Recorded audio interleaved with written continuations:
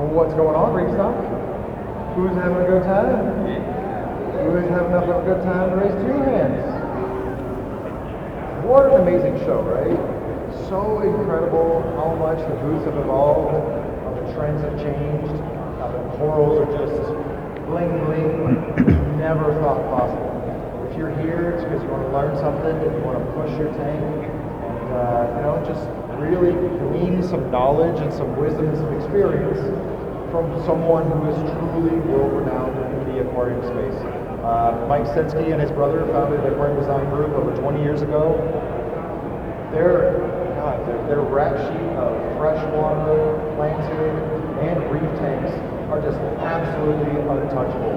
And he's recently had a bout with Dinoflagellates, and he's had some really fun insights that I think is going to be really practical knowledge. So help me welcoming Mike Senske.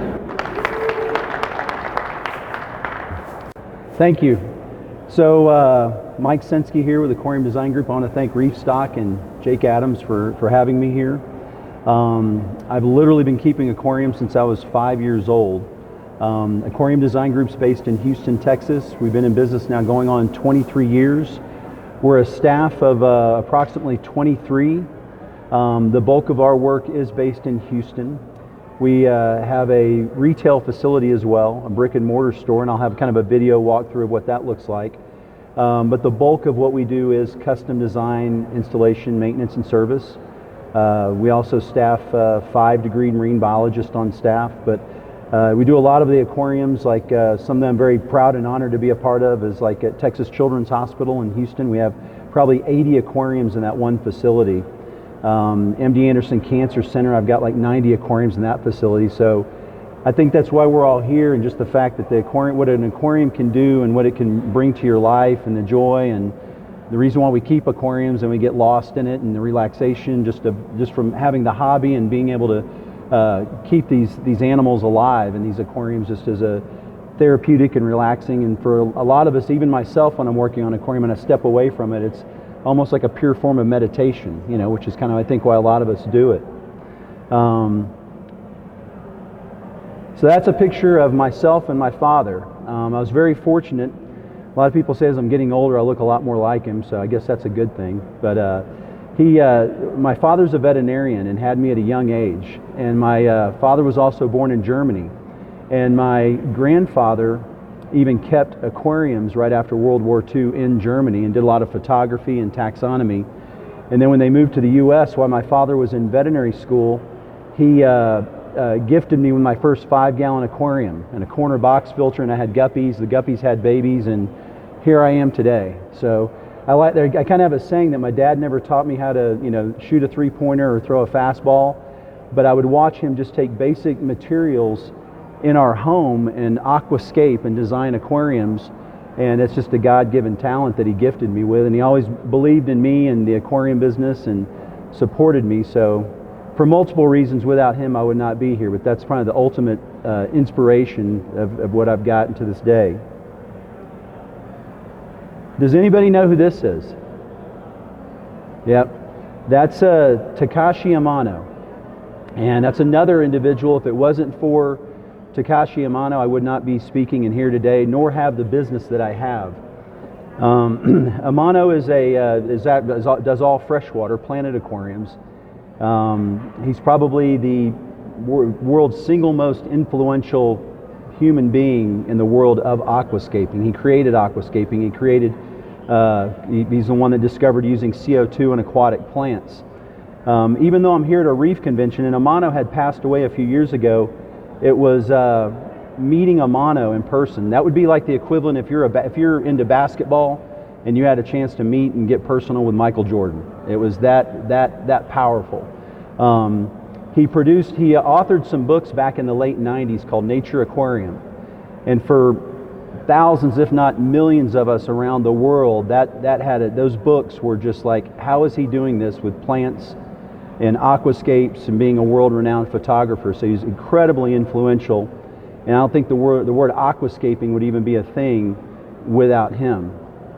So I had the opportunity in early 2000, that's back when I had hair, owning your own business is not easy. It'll wear on you. But that's my brother there with Takashi Amano. And he had been to the U.S. twice, and I was actually able to have him back in my hotel room and meet with him and show him pictures at the time. And remember, this is early 2001, 2002. And he saw the pictures, and he saw our work, and he saw the plants, and he said, "You guys," and I'm going to get to the reef stuff, don't worry. I said, "You guys take nice pictures, you grow nice plants, but your aquariums lack philosophy." And I was like, and just like then, it was like freaking Yoda or, Obi-Wan talking to me. It just hit. They lacked philosophy and purpose, and that's something that was so moving in his work and in all his creations, is everything had kind of a philosophy. And that's when I started approaching, really the eye-opener of approaching an aquarium is not a fish tank. We kind of as an aquarium, as a design element, as artwork, and bringing that into the space, and not just, as we all know, a fish tank. This would be our reef tank that we had in my first showroom, and this is probably 2002. Early on, that's still, we were using metal halides and big Milwaukee external pumps. And back in that day, I have to say I kind of had a little bit of a love-hate relationship as a custom installer and maintenance company doing reef tanks. Loved selling the big project, but heaven forbid that the chiller quit working and those halides stayed on, and that back then, there was barely any sort of monitoring systems on these aquariums.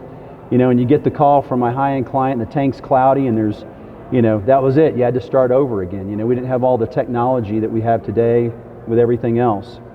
But if you look at the aquarium, it's just kind of all over the place. That's back when we would stack rock all the way up to the top of the tank. You would just have kind of a wall for aquascaping. It's very busy. There's a lot going on, but still at that point in time, a very beautiful aquarium.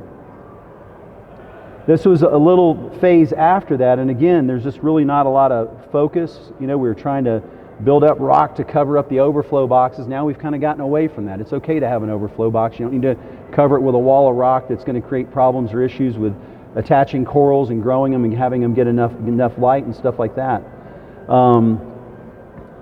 But then it all started to click. This was an aquarium that's actually still up and running in our showroom. But like many of the corals are actually literally growing at the surface of the water. But again, when you look at this aquarium now, there's more composition. There's a little bit more forethought. There's more philosophy to it, somewhat organized in there, if you will. And again, I started, we didn't put rock up all the way at the back. This particular aquarium had a coast-to-coast overflow on it, so we really didn't have to. I wasn't trying to hide the boxes back there. So now we're getting a little bit more creative with how we're designing and building the aquariums. To also, accomplish the overall aesthetic of the aquarium that's always so important in my line of work.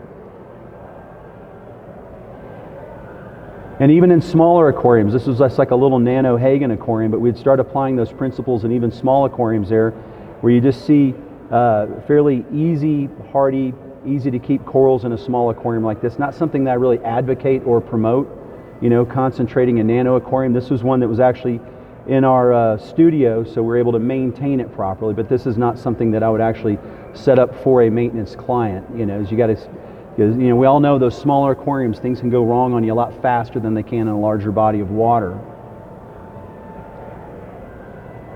It's kind of another example then how we kind of started incorporating the aquarium into the space as well. This is one of our custom installations, Peninsula Aquarium, but again, just kind of going back to that Amano influence and having that just the forethought and the design of the presence and how this aquarium is getting viewed in the overall space.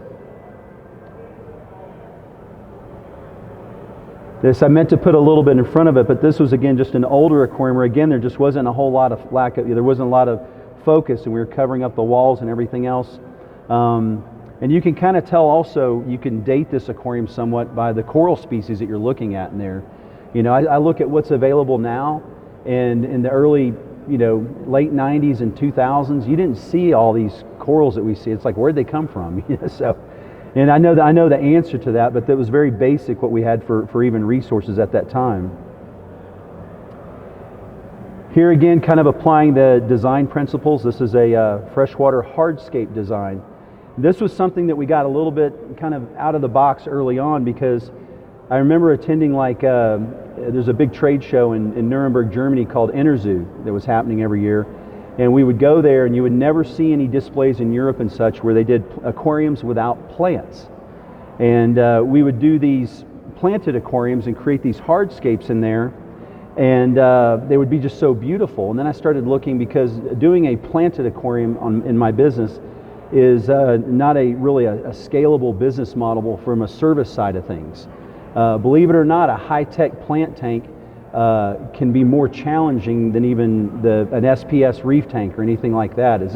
As with any aquarium, it's being, you have the science behind it, but there's a little bit of what I call voodoo science, or just being a good aquarist. You all have numbers and parameters and things that you stick by, but there's also that intuition that you have with your aquarium when you're up on it and you see it and you go, it needs a little of this or a little of that, or maybe not some of that, and you're changing it up a little bit. But we would go forth on these hardscape designs because they had such a high impact and were such low maintenance. So from approaching an aquarium as like an art installation, this particular model and style worked very well. And it's actually the style of aquarium that's got me some of the most high-profile clients that we've ever worked for. I've been fortunate enough to do a hardscape design like this for Michael Jordan in Jupiter, Florida. We did a hardscape design as well for like Elon Musk, Larry Ellison, the founder of Oracle, because when their architects and designers kind of searched the world and looked for aquarium as art and how to incorporate the aquarium into a space as a design element, as an architectural piece, they hadn't seen anything like this. And whereas in most major cities you have a lot of companies or people that are doing reef aquariums, and not to take anything away from that, but it's you can create the wow factor with a reef aquarium by brightly colored corals, brightly colored fish, and everybody's like, wow. You really don't even have to pay a lot of attention to the composition of it. But we're just working literally with 3 species of fish, a sand, a rock, and wood, and creating art. Just those very few elements. And to me, this can be as impactful as a beautiful reef aquarium. Again, not to take anything away from reef tanks. Again, here, then we kind of get a little bit more, out of the box, if you will, literally, in incorporating the aquarium, where we've got hardscape. Now everything's, we got into the rimless tanks, which have become so popular, and that just gave me another element to kind of work with creating structure coming out of the aquarium. So again, it's like a art installation there, where again we just have rock, the wood, some humphead glassfish, and sand. So the components are extremely simple, but yet very impactful. Don't worry, I'm going to get to some reef stuff. This here too is another style that I had incorporated from Amano. So again, if you kind of know what you're looking at, this is called iwagumi. And it's kind of a Japanese rock form where, Japanese rock gardens, where we're actually taking rock and kind of telling a story and creating proportions and depth. And it's so minimal, but yet you can look at it for a long time, because there's a lot more going on in it and then what your eyes see at very first there. But again, that's called an iwagumi style, and that actually happens to be a set of Hakai stone from Mount Hakai in Japan that Amano gifted me when I was in Japan over there for some training. So they're kind of special. I'm actually going to be incorporating these into a new layout that I'll be doing for a competition. You have a lot of these aquascaping competitions with freshwater aquariums, and now the prize money's getting up there. You're starting to see a little bit of it in reef tanks. Pre-COVID, I was going to China once a year to judge their international aquascaper aquarium design competition, and they actually have a reef category over there of aquascaping. But like a planted tank, it takes some time for everything to kind of grow in. And speaking from experience, it's to kind of create compositional different designs with a reef tank is not as easy as you would think, even though there's such a vast array of different corals and fish, and you would think compositionally you could create that, but it's actually, for me, it's not that easy to do. Again, just another beautiful, again, just using very minimal components there to create that look in the aquarium. Another one that's there, it's a little bit bigger and more lush. But again, kind of a philosophy, telling a story. There's kind of a feeling there with that whole layout. One thing I do, I thought this was kind of a funny picture, and I'm going to get to some videos here, but this is one thing I've learned not to do in my line of work, and that is to jump on trends. And I've seen this over the years, particularly in reef keeping, where there's kind of a new way of doing things, a new style. I'll never forget way back in their day, there used to be what they would call doing a plenum, you know, a very, very extreme, deep sand bed. And that would, you know, and I would see this and I always thought, well, I thought that had been kind of really figured out in like a controlled environment, like in a laboratory or somewhere where they had everything controlled. In working in retail back in those days, I would see a trend in reef tanks where somebody would have an aquarium for about 3, 4, 5 years, and all of a sudden it starts going south on them, you know, and it's because you've got a sand bed like that that's just kind of a time bomb ticking. So anytime I see products or trends or things like that popping up, I'll kind of sit back and give it a pause and kind of let it play out. You know, I've even done that a little bit with the whole, you know, the roller systems that you see coming out now, but I think that's a definite game changer with, you know, with aquariums and keeping things clean. Now we keep aquariums almost, you know, too clean to a point. You know, now we're actually dosing nitrates and things into reef tanks, something that we would never do. I'll kind of make a sidestep too, and I'll get to my videos, but on products and trends and things. One thing also too that's been very important with me is I cherish the relationships that I have with other industry professionals. And I just recently, just in keeping aquariums so clean, you know, a lot of us now are dealing with dinoflagellates. And I'm like, what are these dinoflagellates? Where were these? These weren't a thing, you know, back in the day. But again, just keeping these aquariums so clean. And I have kind of what I call a super client in Houston. He's got a 20-foot long reef aquarium. He built his entire house around it. It's a somewhat new installation, and he's got a big party coming up. He texted me pictures of his aquarium. It looked like the red tide had just moved through his tank, you know. This is a client too that'll come through my place and literally spend, you know, $25,000 a month on coral for his aquarium, you know, getting the aquarium stocked. And so a lot of my staff and technicians have dealt with it, but this is one this client I have a personal relationship with. But going back to my relationships, my first to go to was actually Jake Adams. And so I'm like, dinoflagellates. He's like, buddy, there's no magic bullet. He's like, there's no magic bullet. Broke out the microscope, and I'm no scientist. I don't have a degree in marine biology, and I barely made it out of high school. But I've done something right to stay in the aquarium business this long. And so I started just contacting all the resources on dinoflagellates, other aquarium maintenance companies around the country that I have a lot of respect for, what their experiences were. So instead of getting on the internet and getting on a thread of dinoflagellates and just going down that rabbit hole and having panic attacks with my client, I was able to talk to individuals directly and get firsthand experience. And so I started just putting together kind of a list and acquiring all the materials. So if my first approach didn't work for getting rid of dinoflagellates, I had a plan B, a plan C, and so on and so on. And the first one that I used was actually Jake's recommendation that I had not seen work in a couple of other aquariums. So I don't know why I decided to do it again. Tested the aquarium, 0 nitrates, 0 phosphates in the aquarium. And the aquarium was pretty heavily stocked with fish. But again, keeping a very clean system. So I ended up using Dino-X, and Jake recommended Brightwell's, their Chaeto Grow or Chaeto Grow in the system. So I did a 72-hour blackout on the aquarium, and then proceeded to dose that. And so I'm about 3 weeks into it now, and we've got 0 dinos. The other thing I did is instead of, I'll run UVs on our systems, but I don't overpower them with UV, because a lot of times a person that's not a hobbyist that has a reef aquarium, they think, you know, if you don't have a UV and they get an ick outbreak, they have a buddy that comes over for dinner that keeps a reef tank, and he's like, oh, or he knows something about saltwater, maybe he had a tank 10 years ago, oh, your fish have ick because you don't have a UV. Well, we all know UVs don't prevent your fish from getting ick, they just shorten the life cycle. But in the case of dinoflagellates, another common thread I found was increasing the UV on the aquarium, you know. And I have some clients that have had aquariums around in the 250-gallon range, and they were able to achieve results with just putting on like a 57-watt inline UV system. This particular big aquarium I'm talking about, we ended up putting a 400-watt UV on it, which wasn't a problem because it's got a split phase chiller, so I wasn't worried about the aquarium heating up and having problems with a hot aquarium either.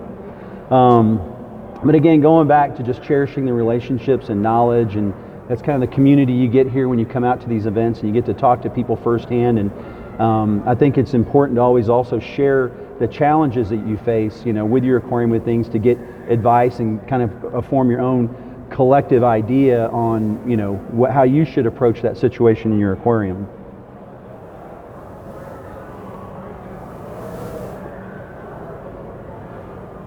Kind of going back to like a little bit of the philosophy and stuff again.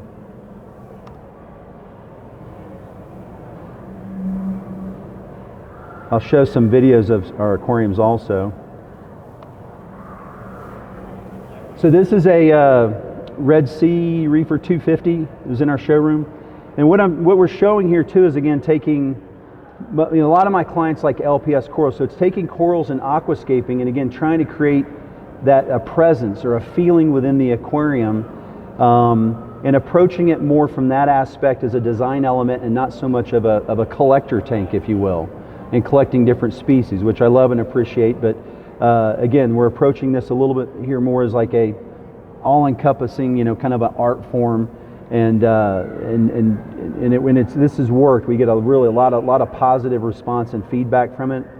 A little bit more variety in the fish species there than I showed you in some of the other pictures going into the aquarium. I'm also fortunate to have to give credit for all the videos and the photography that I've been showing you as my brother and co-owner of Aquarium Design Group, also Jeff. So he does, if you ever see any of our work online or you see our YouTube channel or anything, he's responsible for all of our photography and video and is very talented.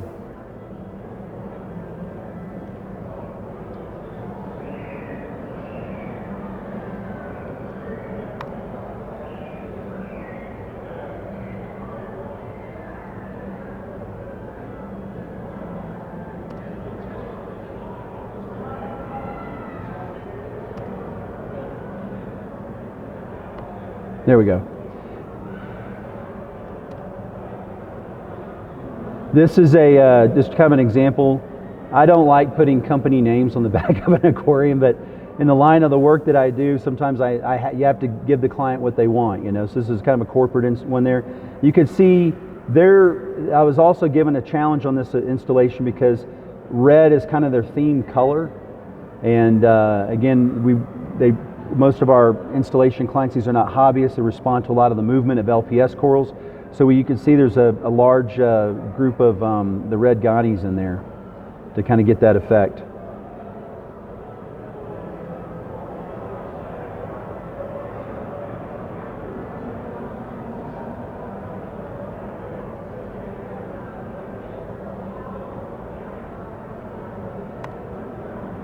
This is again another one here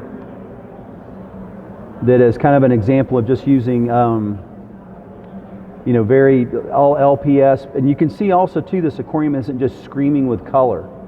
So it kind of creates, again, it's approaching that, as I said in the very beginning, with kind of a philosophy. So I tried to apply some of the same philosophy that I'd applied towards Planet Aquarium approach, actually to reef aquariums as well, with you know, not having it just so bright. And a lot of the installations that we do too, where we have a client that wants a reef aquarium, we'll go through the process. When you walk into a space and you're using that aquarium as a piece of artwork, sometimes, you know, you may want the effects of a reef aquarium, but you just don't want, you know, screaming colors of, you know, just bright SPS or, you know, scullies and things like that in the aquarium.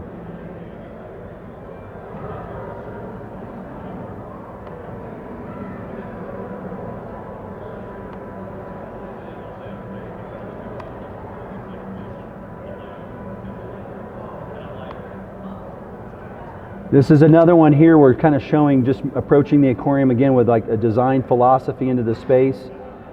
Beautiful Ultim angels in there. Again, this is kind of early on when we started backlighting the aquarium.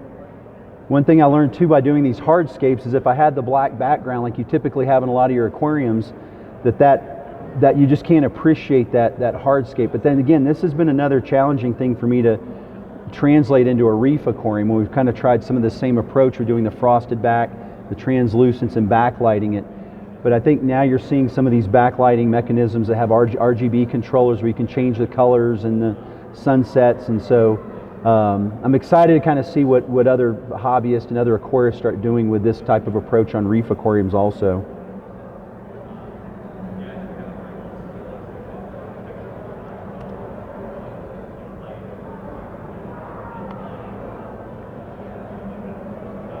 This is one of my larger aquariums here.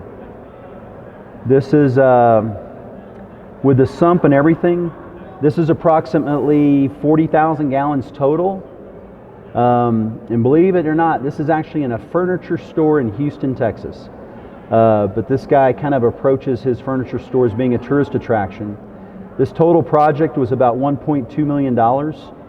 And you can see kind of looking down on it there, there's a big zebra shark. This is where I'm really proud too. One thing I'm very fortunate enough is I couldn't do any of this without the staff that I have. So most of my staff has been with me a very, very long time. They're extremely passionate, and I give them a lot of creativity and a lot of flexibility to kind of do what they love and enjoy, and we work together for this. You can see that ramp there with the shark, we named him Vader, comes up to the top there. That's actually a ramp that we had put in because the client wanted to see if we could, with proper permits, acquire a sea turtle that had been injured but could not be re-released back to the wild. But paperwork and all that just proved to be too difficult. This is also a little different too because you can see that's the front view of it, is you just can't go throw a bunch of Hikari pellets or frozen fish food in this tank. So you have to, very, very specific target feeding. Again, I'm proud because when I travel around and I see large aquariums like this, they can be a little bit boring. You typically have the shark, the stingray, and it's like, all right, I'm moving on to the next one. But here you can see I've got everything from the shark, foxface, Imperator angel, blue tang. They don't make much of an appearance in here, but there's even a school of Achilles tangs, which I was kind of fearful of in the beginning because they can be such an ick magnet species. But one thing I learned just through, again, working through aquarists and having these relationships that I have is we keep this aquarium right around 73, 74 degrees. So because it's not live coral, it actually suppresses the ick in there. And to date, we have not had any ick outbreaks. We've got the bamboo sharks in there that are laying eggs all the time. We've kind of had to thin them out a little bit because if you've ever seen bamboo sharks mate, it's violent.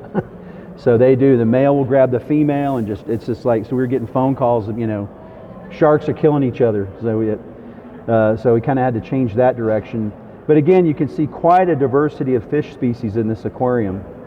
I've got dedicated staff to this aquarium that work on it 6 days a week. And they'll actually do dive shows on the weekends when the furniture store has the highest traffic account going in there.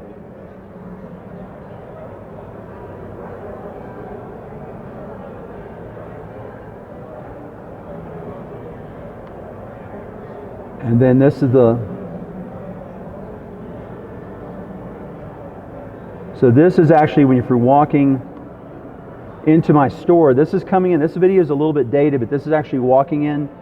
One thing I do and I emphasize with retail stores, when I wanted to do retail, we didn't always do retail, was to create a destination point. So when people come in, you come in and you want to stay, you're inspired. I love going into the old school fish stores and there's just more stuff and sponge filters and cartridges and getting down the aisles and just find you can just stay in there for days, but for appealing to balancing the clientele that I work with and creating a new retail experience, this is what my brother and I created. So it's more of a design space, more of an inspiration space. It's constantly changing. We're always interchanging these layouts. It's funny because I actually had a customer that come in the other day and he told me, he goes, "Mike, I'm mad at you." I said, "Why?" He goes, "Well, I getting away to the fish store, the aquarium store, I used to be able to sneak out and use my cash that my wife didn't know about to buy my fish and corals." He goes, "Well, I made the mistake of bringing her into your store one day, and now when she asks me, 'Honey, where are you going?' I say, 'I'm going over to ADG.' 'Oh, I want to go with you,' And when you come in, we play nice ambient, chill, relaxing music.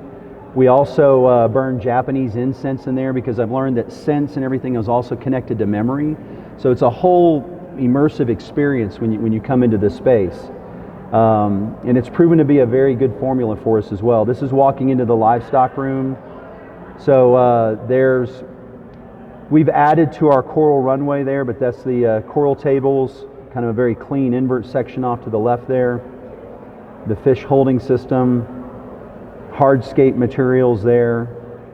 We have a sandbox also, so whether people are coming in and working up a reef tank or a freshwater tank, they're actually able to aquascape there and get help from designers and put everything all together to create. There's the sandbox right there.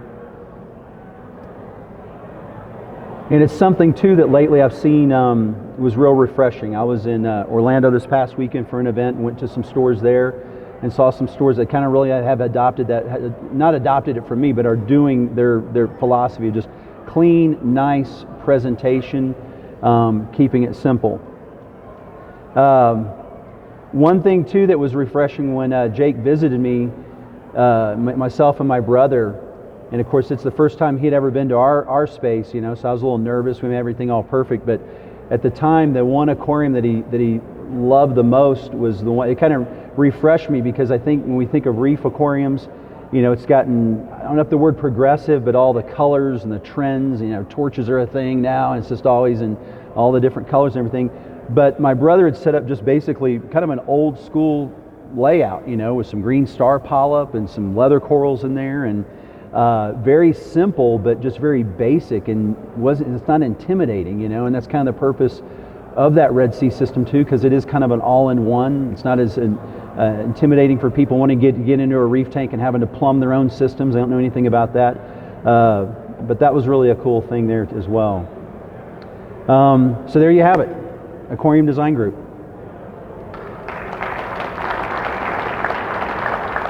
Any questions?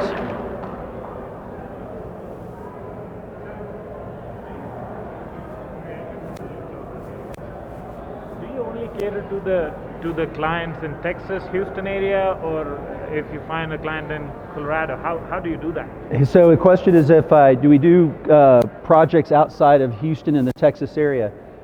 We do, but I'm very careful with that also. So if I get an inquiry from another part of the country, for example, if it's a reef aquarium, like I was saying, there's a lot of qualified reef aquarium stores and professional installers and maintenance company, and just through my years and experience I can kind of identify who those are. So say you're in Colorado and you're going to call me for a reef aquarium, well, I probably know one or two companies here that can do an extremely good job that is going to save you money, and you're going to have all the support on that, as opposed to me being in Houston.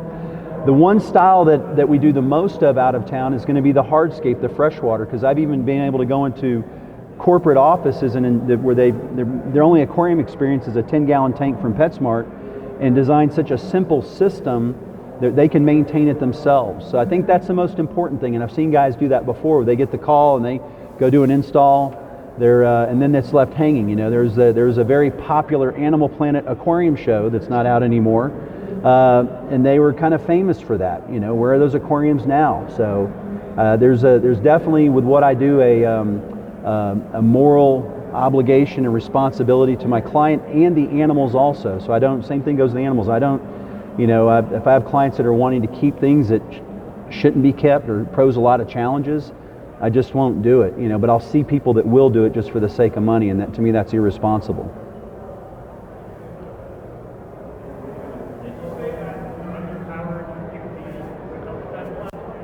Say it again? Yes, yep. But when I was treating with the Dino X and with the Kato Grow, it was you can't run your UV. You know, you can run the skimmer, but you can't run the UV. So I'm like, I've already shot my first bullet at the aquarium by that approach. And but if it didn't work, I was already doing that. I talked to some guys that had success with ChemiClean, but I think there it just really depends on the type of dinoflagellate that it is in the aquarium, and being able to identify that. The one I had in this aquarium, I think, was one of the most invasive, and but that being said, that type is also the easiest to eradicate as well. There was another approach using Dr. Tim's products, That's another one there, which we haven't, but we do use their products also for cyano as well. You know, as well as like a ChemiClean product. But I've had some astounding. I've had actually, the owner of ChemiClean is a good friend of mine, but I've had better results, I think, with some of the Dr. Tim's products on cyano as well. But it's just like, I mean, where do these dinos come from? You know, and then you get the water dirty. One other thing too, I forgot to mention that I had the client do, because intuitively, when you start seeing, someone doesn't know and you're seeing cyano or you're seeing dinos populate your aquarium, you're going, oh, I need to back off on feeding. I shouldn't be feeding too much, or maybe I need to rinse my food. And but in this case, we needed to get nitrate up, phosphates up. So I just said, feed them. Feed them until they can't eat anymore. And so I think it was a combination of that, and then getting the other algae and the other bacterias and things kind of out competing dinos, because they're really interesting the way they can just adapt in those really clean environments and metabolize so fast. Yeah, you're welcome. Anybody else? You're talking about backlighting. It looks like you're doing some fresh water. Have you done any of that with a reef tank? I have a little bit. Most of these big installations make it difficult to get to the back wall to clean, and so that can be a challenge in freshwater and in saltwater. But in a reef tank, you start getting coralline, or you're going to have a lot more rapid algae growth because you're on a fixed. On those hardscape ones that we use it on, I don't have to run the lights all the time. The room gets enough ambient light. The fish and animals are going to be fine. But on a planted tank or a reef tank, we need to have a fixed photo period. So we're going to grow algae, surface algae on the grass. So, and again, dealing with these high-end clientele in these settings, they see in parts per million. What's that little spot there? So you got to keep it meticulous. So I haven't yet, but I'm looking forward to having one to where I can get kind of a, you can use it, but yet there's a way to get to the back of the aquarium to properly clean it and keep it looking pristine. I think it'd be a really cool effect. Yep. Anybody else? Awesome. Thank you very much. I appreciate you listening.